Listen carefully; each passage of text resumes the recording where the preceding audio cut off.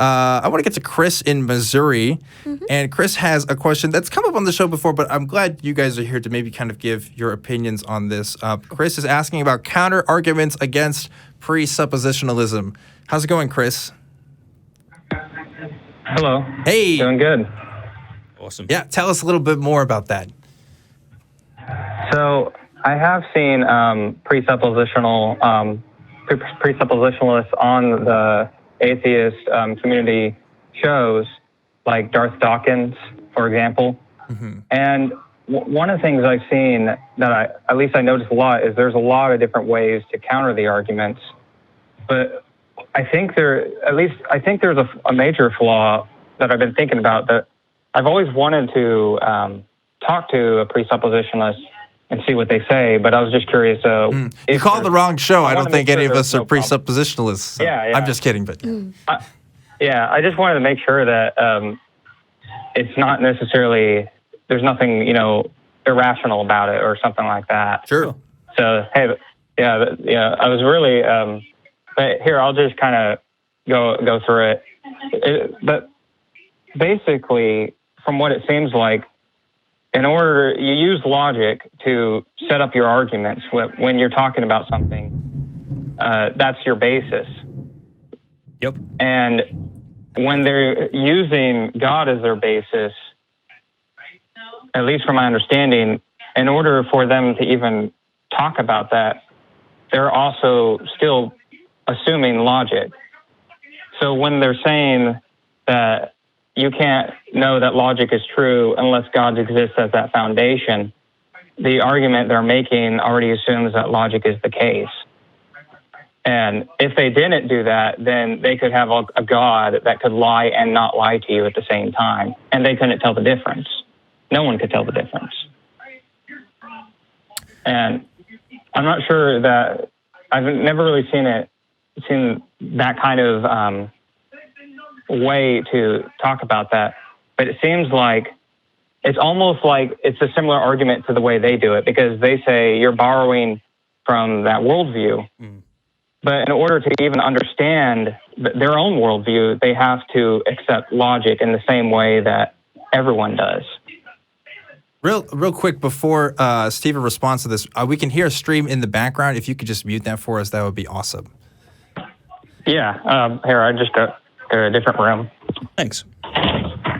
So it seemed that what you were driving at is the presuppositionalist must presume the laws of logic before they can have God. Is that correct on what you were trying to get across?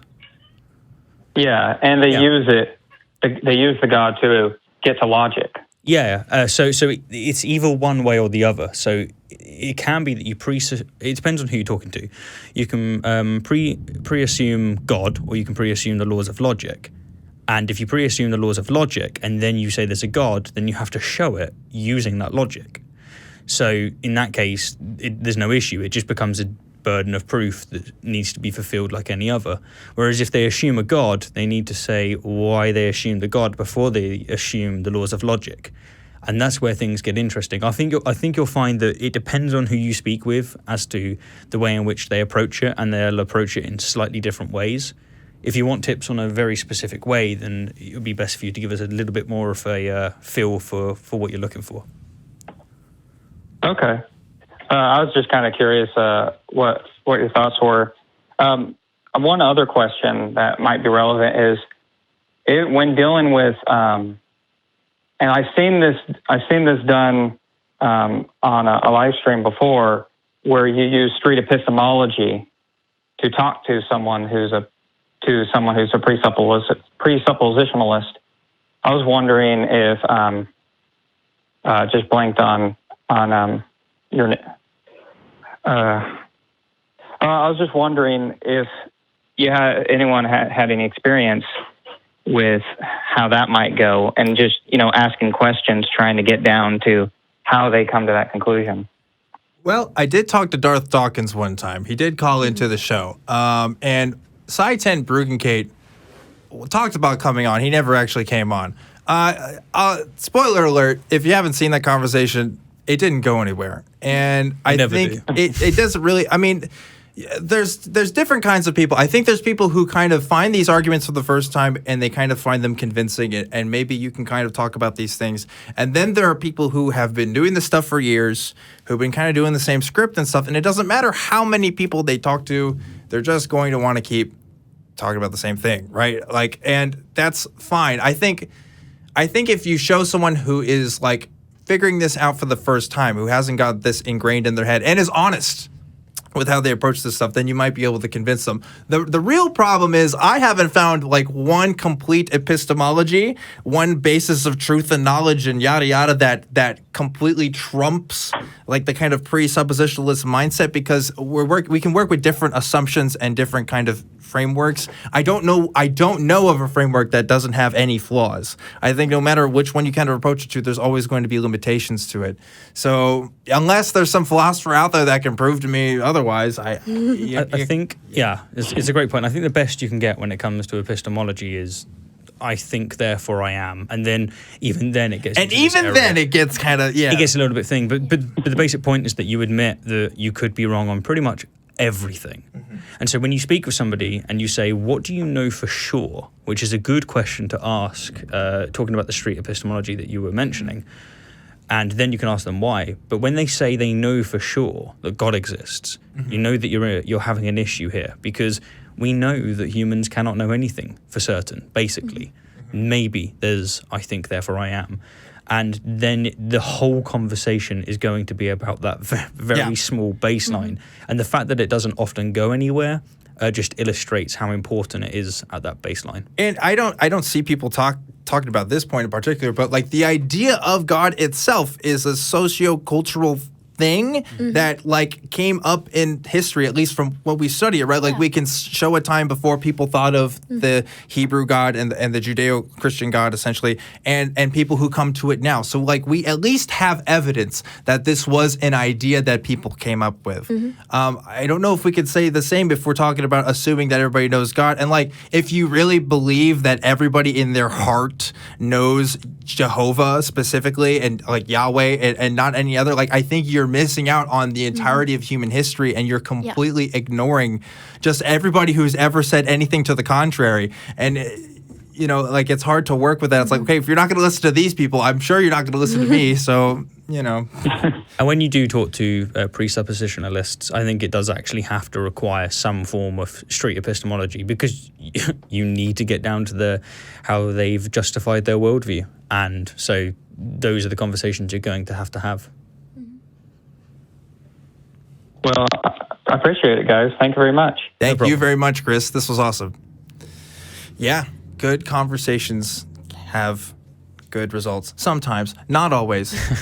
But yeah, I mean, I haven't talked to a whole lot of presuppositionalists. Like I've only talked to a few. And so I don't know, if I talk to Matt, I'm sure he could give better advice about this kind of stuff. But I think it's to me, maybe you guys encountered this differently, it seems to be a pretty niche position compared to what you find a lot with these kinds of apologetics and stuff. Was that your experience too? I mean... Yeah, it's my experience. Yeah.